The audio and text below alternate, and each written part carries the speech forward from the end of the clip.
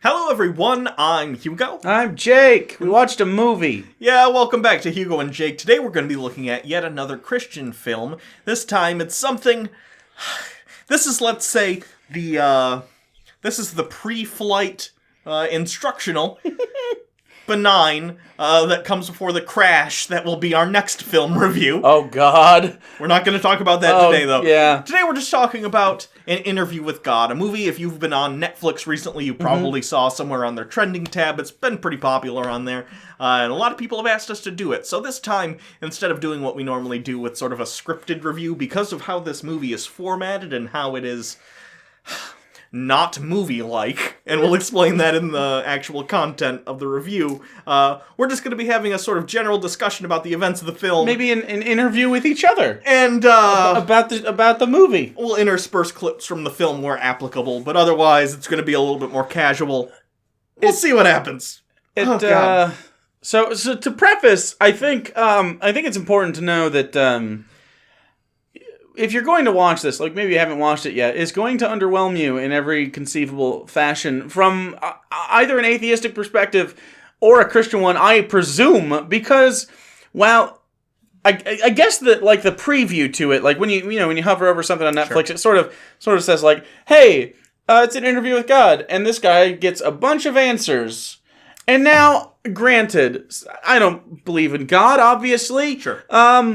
I didn't expect them to have these cosmic answers like available in a way that would be satisfying, but I did expect them to attempt. Yeah.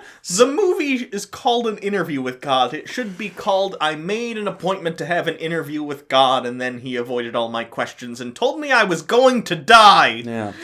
So anyway, this stars the kid from the last Pirates movie, who is William Turner's son. I don't know his name either. It doesn't matter. Do you think they filmed this before or after that? Was this his... This was after. This was after? Okay, at that point... This came out last year. He realized he was in the Pirates everyone wanted to forget. And At World's End exists, so... Yeah, so, it starts out, he's arguing with his wife a little bit. That subplot really doesn't matter. There's a twist, and we'll talk about it when we get to that point, but they frame this as if he cheated on her, and she's disappointed, and their marriage is falling apart, and then he leaves the house on his bike and goes to meet God in a chess table park area. You know, at the very least, when I saw this on Netflix and I saw the little preview, and it was them just sitting in the park. You know what? That's a cool shot, by the way. And I thought the idea was an hour and a half of them having a conversation, playing chess while they do it, and sort of like, what would you call it? Sunset Limited? Sunrise Limited? There's a movie that does this concept very well called The Sunset Limited. I believe it was an adaptation of a stage play, at least it seems Samuel to be. L. Jackson and Kay from Men in Black. I was going to say Two-Face. Tommy Lee Jones. Tommy Lee Jones, the cop from their No Country for Old Men. The guy who wasn't the fugitive in The Fugitive. Yep. Star of many Japanese commercials. He was in Volcano. He was the lead detective guy. I think that's every Tommy Lee Jones role. Okay, so in The Sunset Limited, it's a movie about, it takes place in New York. A man, I believe, Tommy Lee Jones. He's a suicidal atheist. Yes. And I think the idea is he was going to jump in front of a subway train. Yes, called The Sunset Limited. And then Samuel L. Jackson was there, but we meet and saved him. But we meet them in the apartment after the fact. And it's a one set play. It's a play and a adaptation. Which takes place on one set. And it's just them having a discussion, a philosophical debate almost, a very casual philosophical debate, but a debate nonetheless, and about the efficacy and the positives and negatives of having this religious outlook versus having a more down-to-earth, possibly realistic outlook. And I went to wailing on this head, and I ain't quit. I ain't quit to put my foot on in the bullet out.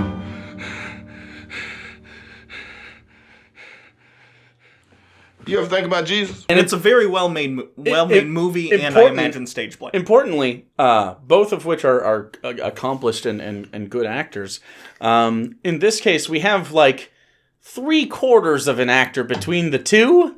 And I think all 3/4 go to the guy that played God. Yeah. Because, okay, so this guy, I don't know if he was... I don't remember a lot about that Pirates movie he was in, right? I didn't even see it. I'm not gonna lie. I definitely watched it on Netflix. It's available now. I've been avoiding Johnny Depp since the alcoholic wine morning yelling, but... All I did was say sorry. Did something happen to you this morning? I don't think so. Apparently, she threw a vodka bottle at him. He's still drinking wine in the blew, morning. And blew his fucking finger up. It was gross. Both of them can be wrong. Have you drunk this whole thing this morning? Oh, you got this going? You got this going? Just started it. Oh, really? Yeah, anyway. Yeah, I don't care about Johnny Depp. Anyway, it sounds like this guy just, like, rushes through his lines constantly, and it took me out of it a few times. The guy that plays God... I forget his name. He's a character actor. He's been in a lot of stuff. You recognize him. Here he is. You know who I'm talking about. He's a decent actor. He always plays this guy in this exact suit. Yeah. Every time. And he's fine. So their first conversation, it starts out with the very basic stuff. I don't even know, like, they touch on the subject of the problem of evil, and then they go, oh, for another time. They touch on the subject of faith. Before all this, though, hold on. Like, before we even get into this, I want to point out how they... Now, again, I know this is a Christian movie. I didn't expect it to be from a non-believer, skeptic point of view. But at the very least, when this guy goes to sit down with the God figure, he is God in the movie, but you don't necessarily know that at that point.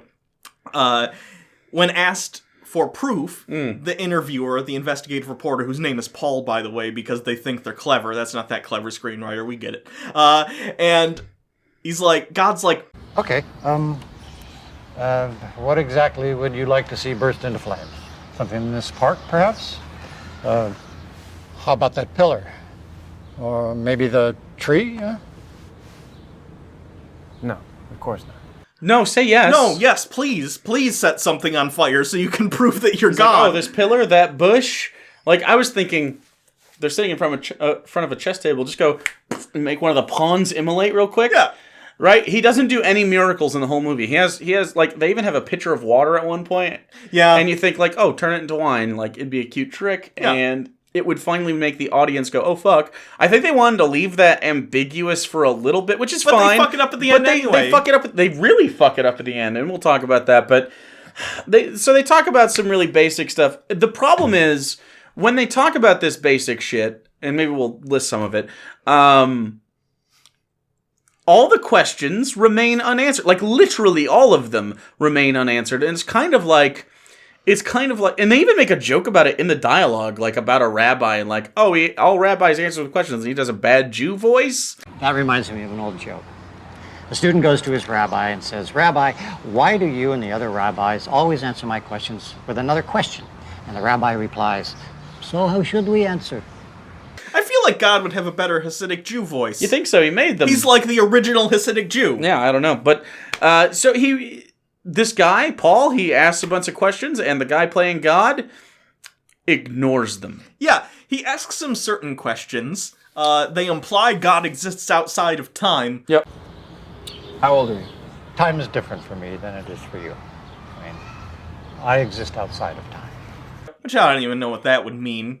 That means nothing. That's a platitude. That's a borderline Deepak Chopra kind of thing to say. Yeah. Explain what constitutes outside of time. Are you removed from also the dimensions in which we live? Because I would assume that's the case. Sure. For an extra, like, I would assume God would have to be extra dimensional in the way that he's described. But anyway, so outside of time, which, okay, that's fine. I think relativity allows for that. Whatever. So, I don't care. But just explain it to me.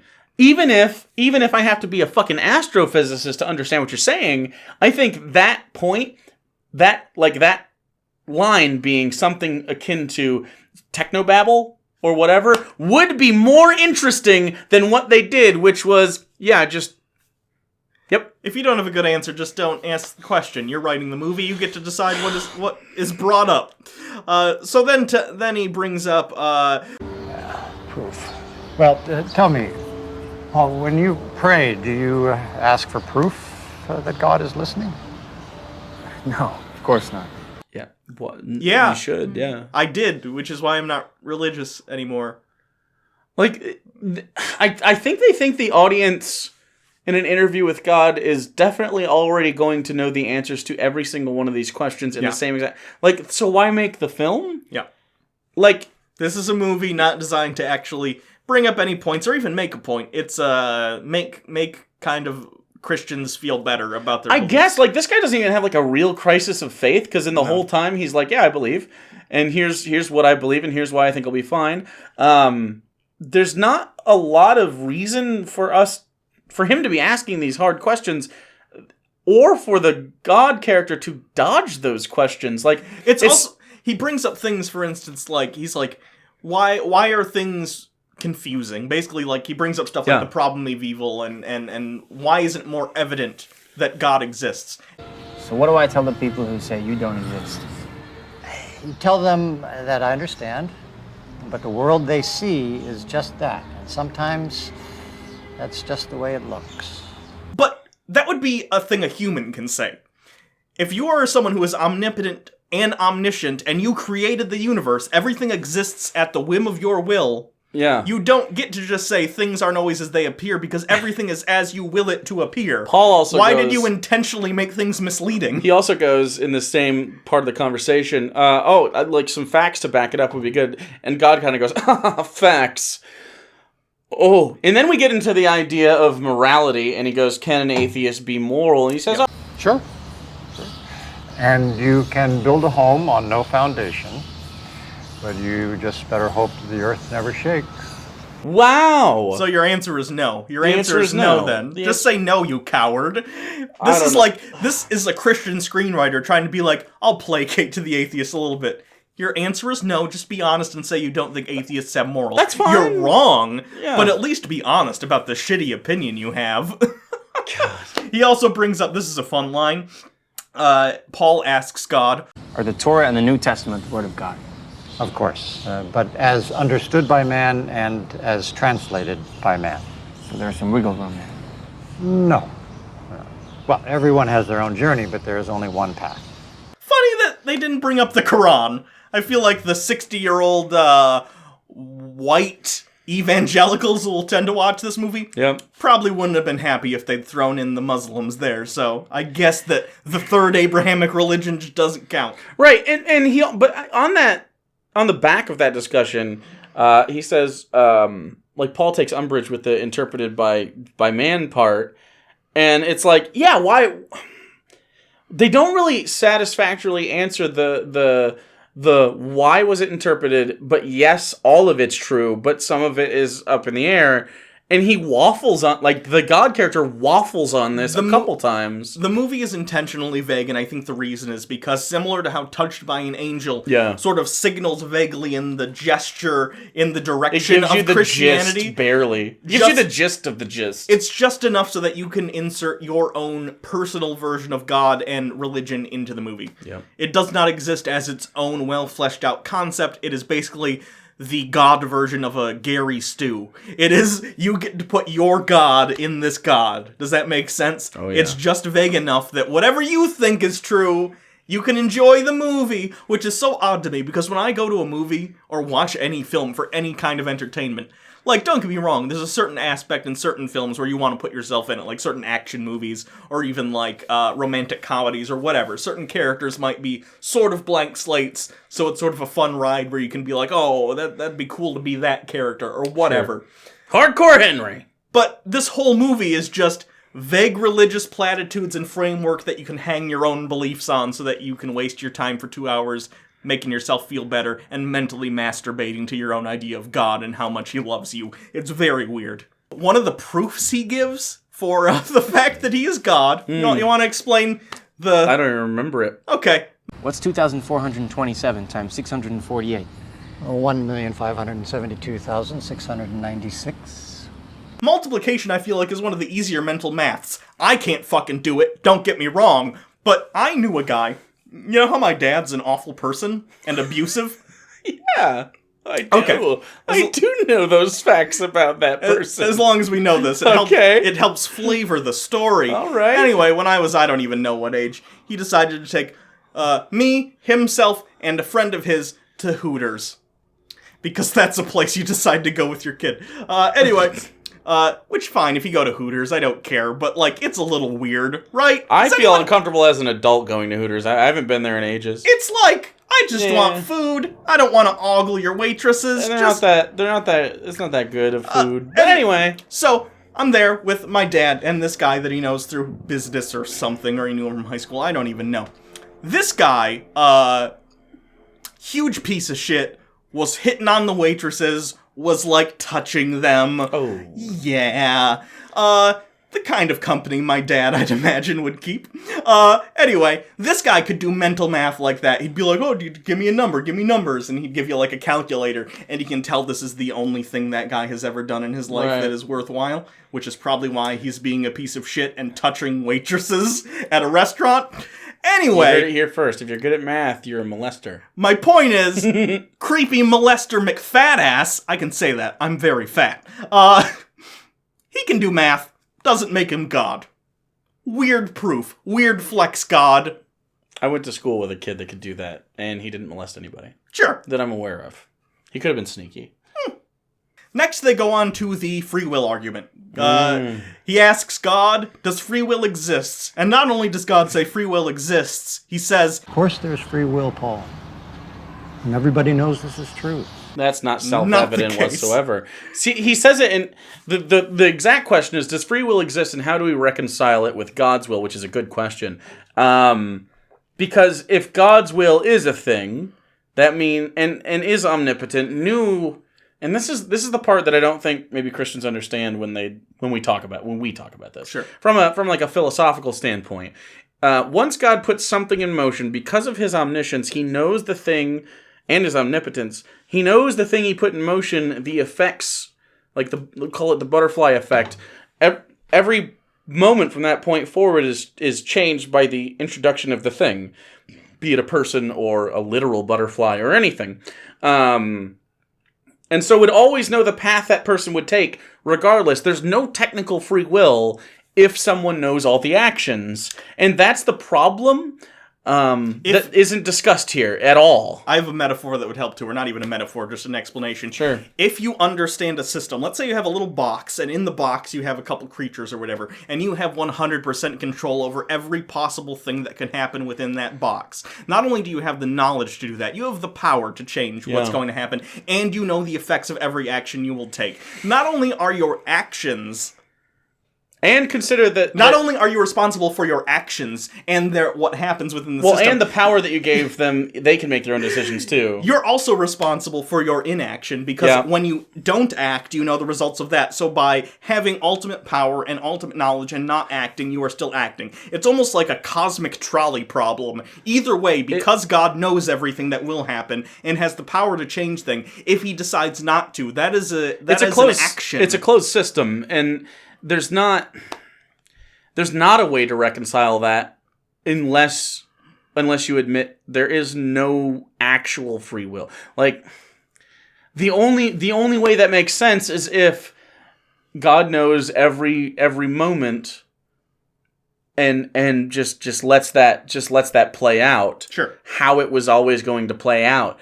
But the problem here, and the problem of evil, is really that God allows the mechanism of evil to exist. Him being the prime mover essentially puts everything that happens in the onus universe on his shoulders. Yeah, the buck has to stop there. It has nowhere to pass past that. So yeah, I mean, and they bring up the problem of evil pretty soon after that, because I think it follows logically, and they just totally ignore it. It's totally ignored. It's not even, like, I don't know, just play the clip. Sure. Why do bad things happen to good people? That's the one. No, that's not on my list. And frankly, I don't like that question very much. No? Why not? Because it's not really a question, is it? It's a complaint. What it really means is, why do bad things happen to me? And the person asking is assuming they're a good person, which seems arrogant to me. Just ignored. Also, near the end of the interview, I think we're coming close to the end of the first one. There's 3 interviews for the record. Yeah, the film is set up basically a little bit of preface with him and his wife to explain the situation with the cheating, a 20-minute interview roughly, a little bit interlude where we talk about the wife and stuff a little bit more, another interview, some more stuff, and then an interview. It's basically 3 interviews put on the lattice work of like the relationship drama. Yeah. So at the end of the interview, the first one, he says, "Why did you even come here?" And God says something to the effect of, I heard I was needed, so I came. which this is more just a shot at the like internal logic of the movie. Is God showing up to everyone who asks for help, or is this one guy who has... why is he in particular special? It raises more questions than it answers. He should have just not said it at all. The idea here is that it kind of uses cause and effect, because there's also this veteran friend we never meet or hear or anything, and we only hear one side of the conversation, and we have no idea. We thought there was going to be a payoff with this Matt character. No. To call him a character is very strong. He is a name in a phone. He's a plot device so Paul can have someone in the military that can run a face through a database. That's the only reason he's in the movie. Because later in the movie, Paul calls him and he's like, doing this interview and it's getting kind of weird. Well, that's the thing. I don't know. If I send you a headshot, could you check it out, run it through the database or something? Is that possible? Hey, I took a picture of this God guy. Can you put him through your super secret government database and tell me who it is? 12 years ago, he died in Afghanistan, and nothing happens from that though. So what I'm assuming is the filmmaker thought that, again, much like a butterfly effect, if he affects Paul's life, he affects Matt's life, because Matt's life gets better right after that revelation, like literally minutes after. Yeah. But we don't know why, because there's not like any sort of discussion about that. So I don't know. It's very odd. I don't know why they didn't have another actor be Matt just on the phone. Yeah. You know what I mean? It was odd. Like, I think it was a cost-saving measure because I feel like their budget was entirely the actor who played God and the guy who was in Pirates. Do you know what it felt like? It felt like, you know the, have you read The Watchmen? I've seen the movie, but I haven't actually read the graphic novel. So in the graphic novel, they touch on it very briefly in some edits of the Watchmen movie. I've seen the extended the black flag, or I forget what it's called, the pirate ship. Yeah, the pirate ship comic. So there's a pirate ship comic in the middle of that kind of, as it unfolds, if you're not a fan of the Watchmen, it kind of illuminates some of the stuff that happens in the main story through more metaphorical means. But it feels like they were trying to do that with the phone guy, where we were supposed to only get one side of the conversation, and they thought that was like an artistic choice that let us fill in the blanks, but they didn't give us enough information to fill blanks. See, I think you're giving them way too much credit. It's the way they shot it. They didn't accomplish this, but the way they shot it was like they would change the music when this would happen, like, oh fuck, that's a moment, but like we don't know the moment. You know what I mean? So we're just kind of lost out there at sea with this information of nothingness, and it is very poorly done. That's what I'm guessing, is they were trying to have. So they had him in his relationship, they had him in his military career, because you got a little bit of Sam there, and then you had the God thing, and so those were all supposed to interplay, but the Matt thing didn't interplay at all. Yeah, I don't know. So then we have an interlude between the interviews. He leaves the interview, doesn't necessarily believe the guy is God at that point, but he says they'll do another interview tomorrow. He goes to his place of work. His boss comes to him and briefly is like, "What are you doing? You just got back from investigating in Afghanistan." Yeah. He's an investigative reporter. It's this actor who's been in stuff. Yeah. You recognize him. And he's like, "You have paid leave. You need to go home." And then he kind of stays at work for a little bit. He, at this point, checks God's math to check and see if the math he did was correct. Despite him also having his cell phone at the interview, he didn't check it there. This movie feels like it was maybe written by a screenwriter who hasn't grown up with phones, which I get, a lot of people haven't. Yeah, especially, there was this one moment when the wife picks up the phone and she's clearly listening to a voicemail as it's being recorded, but he's saying it, which isn't how voicemail works. Right? Maybe it's just a really bad editing, or does he actually think that's how it was? It was very strange. It's like they think cell phone voicemail works like an answering machine that runs on tapes where you can listen to the call while it's being recorded. Yeah, it was weird. Yeah. Okay, so second interview happens. This takes place on the set of Death of a Salesman, it looks like. Yeah.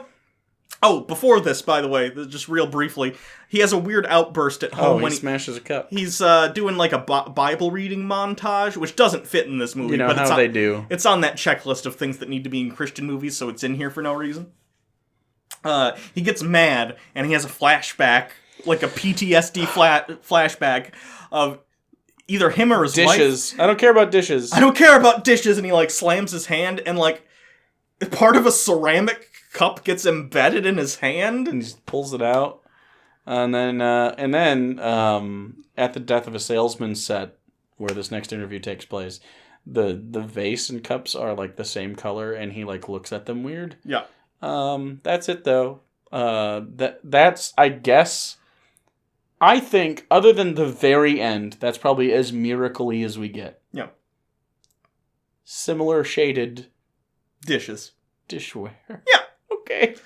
So this time they start off with talking about salvation. Is salvation enough to get you to heaven? Oof. And God essentially says, yes, you only need salvation. And If we're saved through faith, and faith alone, why would anyone follow all the other rules? But is faith all it takes? You're a murderer? So what? Liar? No problem. Philanderer? Hey, everyone makes mistakes. So, what's the problem? they touch on briefly, like, does this mean bad people go to heaven? And God's like, yes, I forgive everyone. They don't literally say the words as Hitler in heaven, but, you know. Might as well have.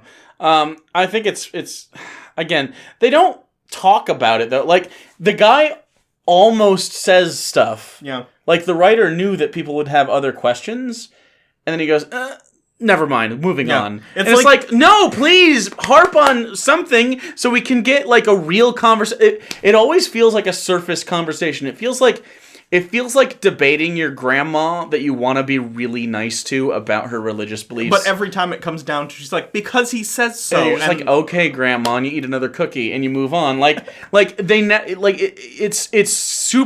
It's frightened of alienating anybody except atheists. If you don't want to engage with the topic, don't make this movie. Yeah. Bizarre. So then God complains about having to know every human action and thought, which made me literally say out loud, then why did you make them? Try to imagine knowing every human deed, every thought, aspiration, depravity.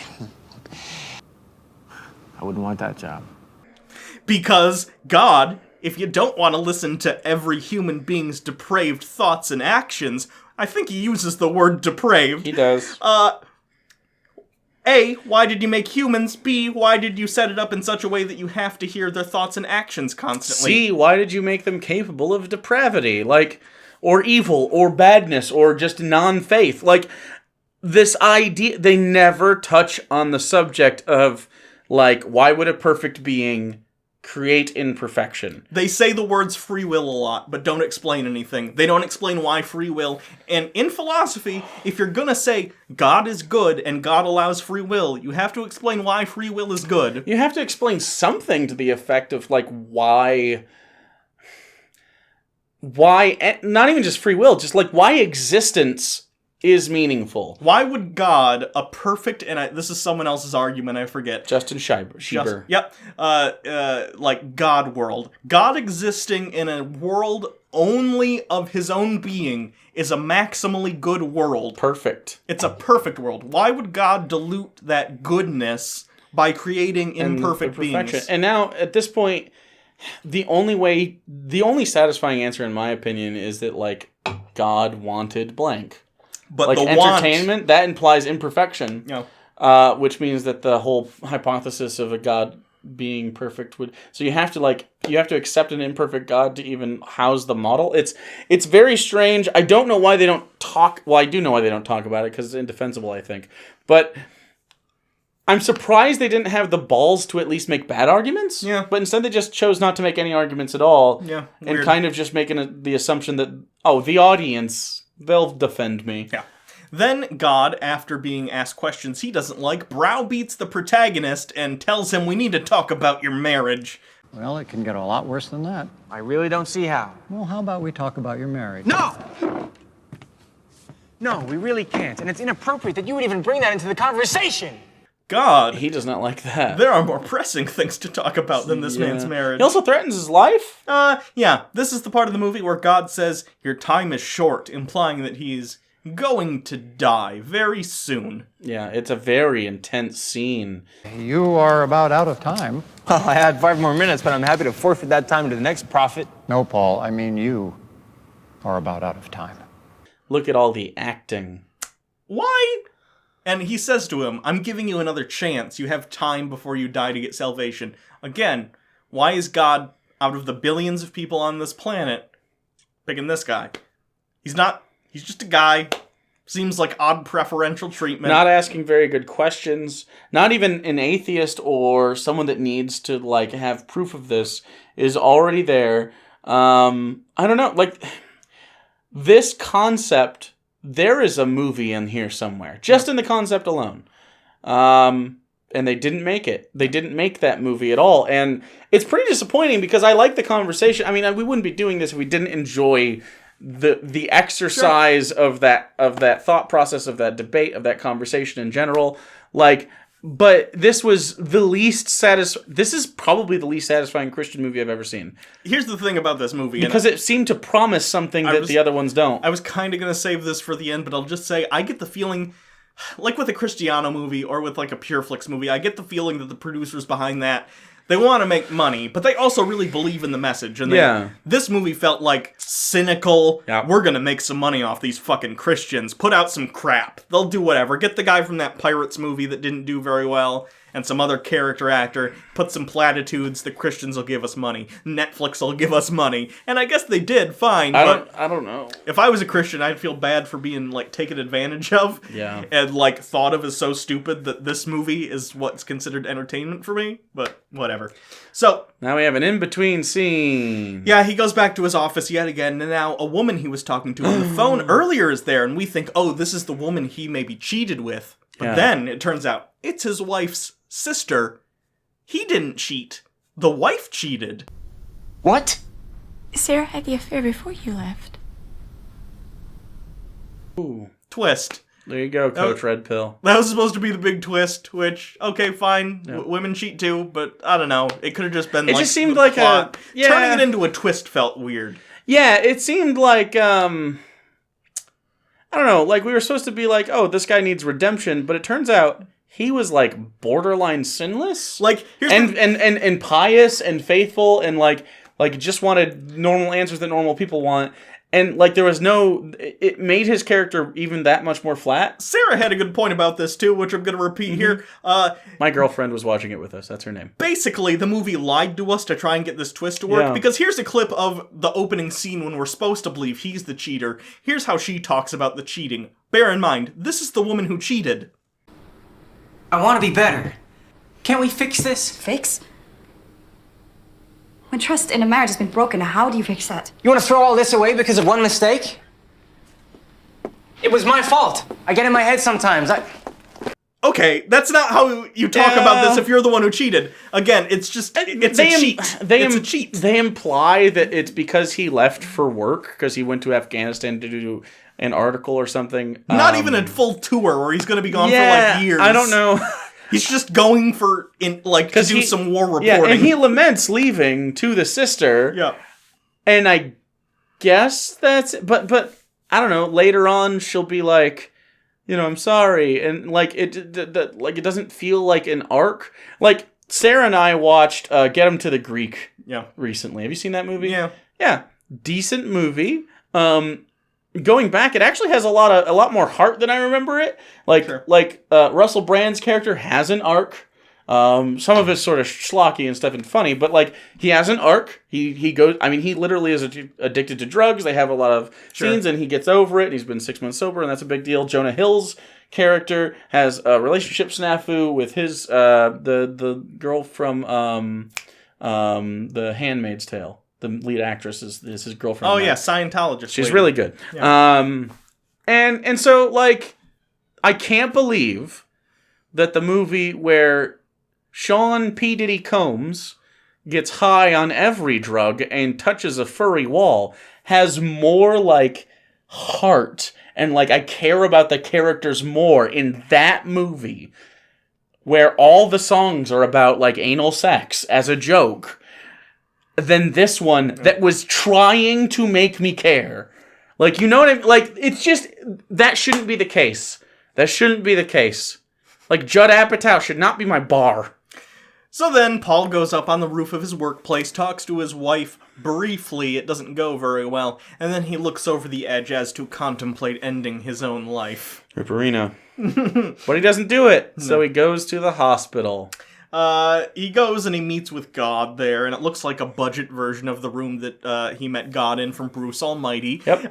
Just a very clean room, but they couldn't afford a big enough room to make it impressive. No Morgan Freeman, though. You know what? That room also looks like the room Morpheus was in when Agent Smith takes him and goes, I hate it here, and he smells Lawrence Fishburne sweat.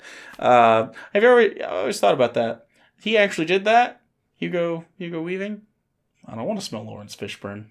He probably smells like tooth gap. I was gonna say he smells like leather and mahogany. Anyway, he birch. walks into the room and he goes, Because, I feel fine. Oh, are you here to bargain with me? No. Well, good. Good, then let's move on. Oh my god! God's kind of an asshole. Or kind of an asshole. This guy's a condescending cunt the entire movie. That's all you got from me? What more do you want? Oh, I don't know, some answers. What was the question again? If I was talking to an ant, I'd probably be a little condescending, but I also probably wouldn't help an ant with their relationship problems. Do you know what, though? Like, if maybe they framed it as, like even if Paul goes, dude, you're kind of condescending, he's like, I'm sorry, but consider talking to an ant. That would at least be clever, right? Like, I'm trying not to be, but, like, this conversation is, like, so far... I'd live outside of time, and we're limiting these conversations to 25 minutes. Yeah. Like, just that concept alone is ridiculous for me. Sure. Talking to you about your marriage is, like, even less... Like, there's good ideas in here that they totally skip over. I think a God that is trying hard to be interested, but is kind of incapable due to his cosmic knowledge, is interesting. Yeah. And instead, they toe a weird line between, like... He's kind of Jesus-y, and then he's like, I love you, but also he's like just a dick. And he's condescending, but he's interested enough in this dude's personal life to be around. Very odd. They needed to pick one or the other. Going off salvation, he also says, in almost a throwaway line, like... In the early days, men were wicked. Yes, and that didn't work out too well for them. No, salvation wasn't possible then, like it is now. But I gave you another chance. A new set of rules. Moses. That's right. There wasn't a mechanism for salvation before, and then it happened, like implying Jesus. Like, it was outside of God's purview and powers to be able to forgive people's sins before Jesus. It was just outside, and they gloss over it. And he doesn't call them on it either. He's not like, wait, you were powerless? Here's what he explains. Here's the way the movie tries to explain this that I think is a terrible explanation, and I'll say why. He says, well, when you're like a kid... you have lots of restrictions and not many responsibilities. And as you get older, you get fewer restrictions, more responsibilities. And that's sort of the way they're explaining it. As humanity matured, some of the commandments, like Jesus mentions 6, not all 10 commandments. Because it's implied the first 4 are just there. But anyway... and then to back that up, like, the first 4 being like, respect God. Sure. There's only one true God. And he goes, really? That's implied? And he goes... Well, look around. Know many polytheists these days? It's like India's on the map. like what? Anyway, so that whole like as you get older, that doesn't make sense because we're still talking about on the time scale of generations and generations. Individuals would still be doomed within that. That doesn't make sense. Individuals aren't alive within that time period to allow for a change to make sense. It's just different individuals giving different rules arbitrarily. And again, if the movie was like, I'm God, maybe I don't understand time that well, maybe like I don't get this, so... I don't know. But that's not what the movie's going for. It's going for, you like God, God says it's fine, you're good. Your life is not an audition for the afterlife. And if you can stop worrying about that, you just might have time for other things. Things like loving one another and living your life. However long that is. Which implies that, like, the salvation isn't necessary, it's already given, which is a cool message if that's what he said earlier. But it's not. He said, no, you need salvation, and only salvation. That's all you need. So that would be it's an not audition. a works, it's a Protestant message, it's not a Catholic one. Sure. Which confused me, because at that point I out loud said in the room, is this Catholic then? Yeah. Like, or is it not? I don't really know. It doesn't want to pick. It doesn't give any answer at all, though, because he contradicts himself. And I guess just God in general in this, like, he talks about how fickle he was with, like, Noah and the floods and stuff, and, like, oh, maybe I was a little too wrathful back then. It's like, you can change your mind? Well, ask Noah. Was I too vengeful back then? Maybe. But there's never a real threat without a real consequence. Like if you're omnipotent, you're omniscient. You can't change your mind if you're omniscient. You already know everything. Nothing can change your mind. So were you not? Already have all the information. It's and so you exist crazy. if you exist outside of time and have all the information, you can't change your mind because not only do you already have all the pertinent information, you have all the non-pertinent information, and also there's not a time period over which you can change your opinion on something because you exist outside of time. Right, it's not like you were under the gun. You're like, do I flood or not flood? Flood or not? No. You just, what? You chose to. And, like, at least be consistent and say, like, oh, I did that because blank. Sure. Right? Because wickedness. Okay, but why? Then why is wickedness, worthy of being drowned and sent to hell for eternity because there's no salvation mechanism? Like, that's a good conversation to have with God. And at least if he was like, well, this is how I felt at the time, and have him explain it from God's perspective, and it might be unsatisfying, but at least it's a conversation. Sure. At some point, Paul says something along the lines of, It's up to you to receive my gift before it's too late. See, right there. You say you're here to help me, but that kind of sounds like a threat. Well, why can't I do two things at the same time? What? I mean, yeah, I guess, yeah. But okay, did you want to be a good guy? Doesn't make God seem like the good guy. Not at all. Okay. Paul, you're having a personal crisis. Apparently no one else in the world has ever had a personal crisis, so God doesn't show up at people's houses. This is the point at which, by the way, he leaves the room. He gets on the phone with his veteran friend. Matt, who is somewhat... He has some sort of security clearance that's vague and he's we're in the never... CIA. It's not explained, but... Well, he does say he's classified, so he can't get VA benefits. Is that real? I looked it up. I couldn't find information on that. I feel like if you have a security clearance high enough that you can't get help from the VA because you can't list your job as a veteran... taken care of in general? It seems like you're probably A, taken care of in general, and B, you have money, because once you're at that level, they want people to have money because they don't want someone from a third party to come in and say, oh, you have a lot of medical bills? Let me give you money for the secrets you have. Yeah. Anyway, so... he talks to this veteran friend, and he runs the picture that Paul sent him of the God guy through their FBI database, and it turns out it's a guy that died in Afghanistan 12 years ago. So God stole a veteran's face. Stolen valor! Just saying. Anyway, this freaks Paul out, so he runs back in the room, and there's a lady there. She's like, this is the maintenance room. It hasn't been opened in 20 years. Or something, and he can open it, she can't. He opens it, walks back in. God's there. Do they hug? I don't know what happens at that point. Paul's like, why did you tell me I was gonna die? And God's like, because you were gonna kill yourself, Paul. And Paul is almost crying at that point, and God's like, you shouldn't do that. Well, don't make his life fucked up then, God, or don't have him be born, I don't know.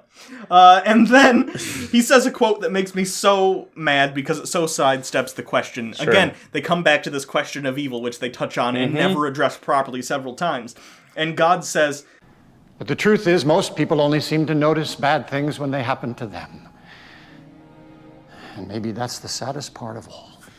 That's not an answer to the question of evil at all, and inaccurate. Also, when people talk about the question of evil, they're talking about things people do not do. They're talking about cancer. They're talking about tornadoes and hurricanes. Sure. Things God, as an omnipotent and omniscient being, has complete knowledge and control over. You have to justify, if God is good...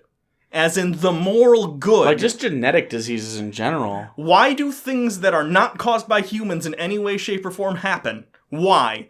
How is that justified? The movie doesn't explain this at all. All it says is, you don't really care about the problem of evil, you only care when bad things happen to you. That's not a rebuttal to the philosophical argument or discussion we're trying to have. I don't think they had a different take on it. It's probably the standard take. Like, oh, well, either A, they deserved it through sin, which is often the case, like maybe the parents sinned and the child gets leukemia, whatever, or it's a hardship to be put in the way and anything can be overcome with God, and it's like some people just die. Honestly, I am so sick of this milquetoast fucking... Address the fucking argument. Address it. I hate this non-committal theology, this lazy theology. If you're gonna say, I have this belief, and you're gonna use it for whatever reason, whether it makes you feel good or you think it gives you a moral compass, then you need to fucking engage with it. Yep. You don't get to just take the good stuff and ignore the bad. You're just being a lazy person and not thinking. I so respect a Christian that could be like, yeah, God isn't always doing, like, he lets bad stuff happen, and that's part of the system. It's not a maximally good system. He's not a maximally good God, but he is God. I would respect that. I wouldn't believe it, and I certainly wouldn't agree with it, and I would argue that that's not a God worth worshiping, but it's an accurate representation of your belief system. It's engaging with reality. Exactly. Maybe not entirely, but it's engaging with things we actually see in reality, and not standing on these fucking platitudes that I am so sick of. At this point, Christians, people who enjoy this kind of thing, do you even buy this shit, really? Or do you understand, like, we just don't want to talk about it, so we're just going to code over it. You know what? If you would say that, I don't want to think about it. I gotta just let you have that. At least it would be honest. Right. Anyway, so God then decides, whatever, my job is done here. He tuxedo masks the fuck out of the room. No. Give it time. I told you. Sometimes bad things do happen to some very good people. Well, my work is done here. What do you mean your work is done? You didn't do anything. Didn't I? Apparently, you didn't do anything! So, as he goes to heaven, by the way, which is the one miracle we see, creepy children laughter just ominously in the background. I'm good. If that's what heaven sounds like, I'm fine. Count me out. Yeah. That sounds like a McDonald's play place. Yeah. Good. He leaves the building and his bike is gone. Someone stole it. God does not give a fuck about that dude's bike. Nope. Dick move. So he walks home. Other side of the phone guy, Mike, his problems get resolved in a vague way. But we don't know what his problem even was. PTSD, maybe? Here's the thing. It was balanced. The problem was vague. The solution was even vaguer. So Fair it enough. worked out. Fair enough. And then he goes and meets with his wife. On a stoop. On a stoop. They talk, and he forgives her for getting dick, which is fine. And then apparently it's all good, and there's a lesson to be learned, and they do a montage, sort of all the non-things that happen in the movie. But I don't know why. Again, because they've seen other Christian movies, and they're like, there's got to be a montage. Much like why they started the movie with quotes. Yeah. Which I called, for the record. It was great. And that's the free spot in bingo if we're doing Christian movie bingo. I nailed it. We need to do cards for that, by the way. Oh boy, and it ends with the quote. It was a non-film. It ends with a quote that is another platitude and kind of sums up the movie. He just kind of looks, and it's like... So, yeah. I see it now. Definitely a sign. Which means nothing. Meeting actual God and see... Yeah, I guess that would be, wouldn't it? A vacuous statement for a vacuous film. Yep. I don't know what you want me to say about this. Basically, it's not even a real Christian film. It's a movie made to exploit people who are fans of Pure Flix films and get their money. And frankly, if you're a fan of Pure Flix, I get it. You look like easy marks to me, too. I get it. Yeah. So... I think a much more interesting conversation, we talked about this while we were watching the movie, I think have an interview with God, but also let Satan sit in on it and talk to both of them. Sure. And just from a like, talk about the problem of evil. What's the devil got to say about the problem of evil? That's interesting to me. Yeah. Especially in a scene where the Christians have control of the script. Sure. Like, I want to see, but take it from an honest perspective. Be like, well, he lets me do it.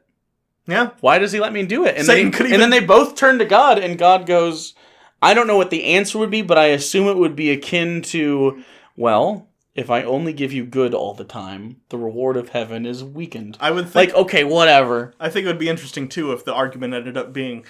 Satan's like, at the end of the day, God does tons of bad things for supposed good reasons. I do maybe good things for supposed bad reasons. But at the end of the day, my effect is I'm doing things that people enjoy me to do to them. He doesn't. Is that right to do things to someone against very, their... very... Like, that's a conversation you can yeah, have. and I think that's interesting. Or have it be an atheist talking to God, and like you can convert him. I don't care. I'll write the script for you. I just like have it be interesting. Just have me engaged in a conversation, and probably don't give me this relationship bullshit.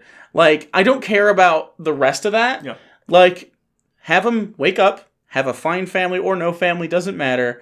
Have him walk out, have him go to the thing, and also, by the way, the revelation at the end. One of the twists, like the big, like Paul's big twist, is that like he just intrinsically knew where to meet God and was never actually contacted, didn't email or anything. Which is fine, I guess. That's probably how it would work. But like you could do that much more interestingly with like a non-religious character, because this character professes his faith like 4 times. Like he says, like, "Oh, I'm a Christian. This is what I believe. I believe in Jesus." Blah blah blah. And it's like, okay, fine, but like, there's no stakes.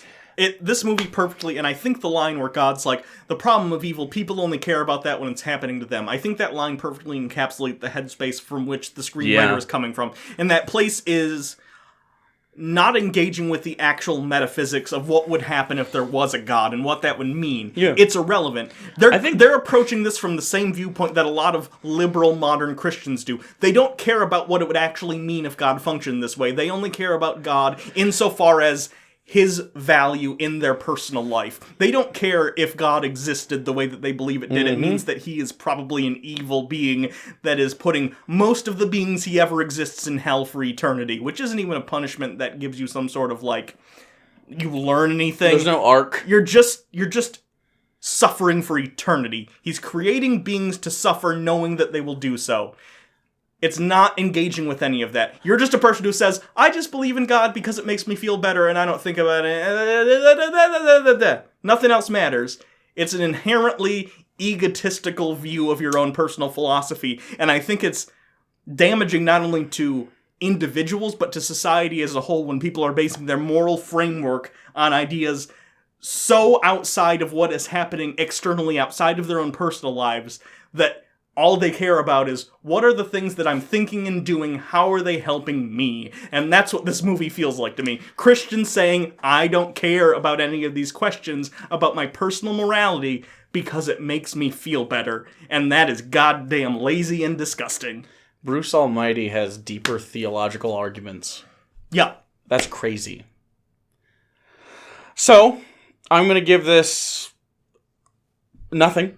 No score. This isn't a fucking movie. It doesn't get a score. This was a scam. This was a scam to get Netflix money and to get shitty money from people who buy anything the Dove Foundation gives a thumbs up to. Either of us could have been the lead actor in this movie and done as well. I can't. There wasn't a lot of range in here. I can't grow that fantastically dry chin billy goat hair. I could just shave everything but. I mean, it goes all the way back. You need to dehumidify your beard. He has a very I did dry condition beard. it. Yeah, I don't know. This is I don't even suggest watching this. No. It doesn't like give you anything. It doesn't have funny moments. It doesn't have like.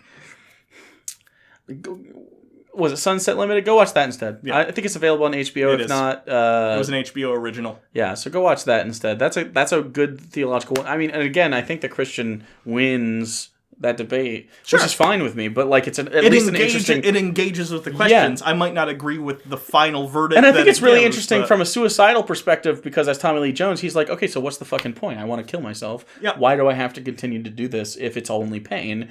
And then the arguments are interesting after that, and like it's really good. So yeah, I don't know. There's other movies that do this a lot better. Go watch the Sunset Limited. Yeah. Downvote this on Netflix. Yeah. Yep. So that's it. Next time we're going to be doing something that I'm not going to name because I don't want you guys to look it up. Give me a hint. It's the movie Saw, but if pro-life people made it. You can always follow us on Twitter at PapaBirdJake. You can follow Hugo at Hugo Reloaded. You can also subscribe to the channel to make sure you get Saw But if pro-lifers made it. You can also donate to our Patreon campaign if you want to help support the show. You can Helps a lot. Yes. You can always send us more movies and things to review here at the P.O. Box. We have so many movies. Yeah. Look at a movie. Grab a movie. Grab one. Grab one. We just have them around. This is just Riverdance. We have Riverdance. There you go. There we go. There's Jesus. There's a Jesus. 3 days. Yep. So there we have movies. That's enough. This cover's pretty good too. Okay, that's a good movie. Yeah, The Price. You're not wrong. So anyway, send us movies, preferably DVDs, but you know. Someone send me Rich Evans' address. I need to send him some of these. Oh my god, they probably have a P.O. box that you can just. I want Rich Evans to have them. Okay. I don't want Mike to touch him with his dirty ghost hands. Goddamn Mike.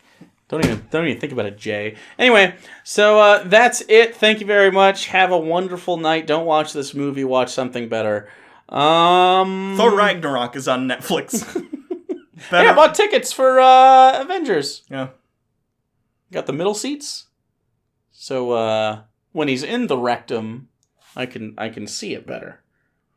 I'll be central. Like, you don't want to be askew when you're looking at him almost ready to expand inside there. The Russo brothers actually did change their profile pictures to a Thanos Ant-Man butt meme, which if they actually put it, I don't know when they were filming this and if that meme had existed at that point, but if it did, it'd be hilarious to me if Ant-Man made a joke. You know what would be amazing? A post-credit scene where he's just in a purple tube and he's like, "Where am I?" And then that's it. Yeah. Anyway, if the Christian films don't want to hire us, Kevin Feige, hit us up. Oh man, yeah, do that. What do you mean? He's our plan A if that's on the board. Okay. Not B. Have a good night or day. I hear those things are awfully loud. It glides as softly as a cloud. Is there a chance the track could bend? Not on your life, my Hindu friend. What about us brain-dead slobs? You'll be given cushy jobs.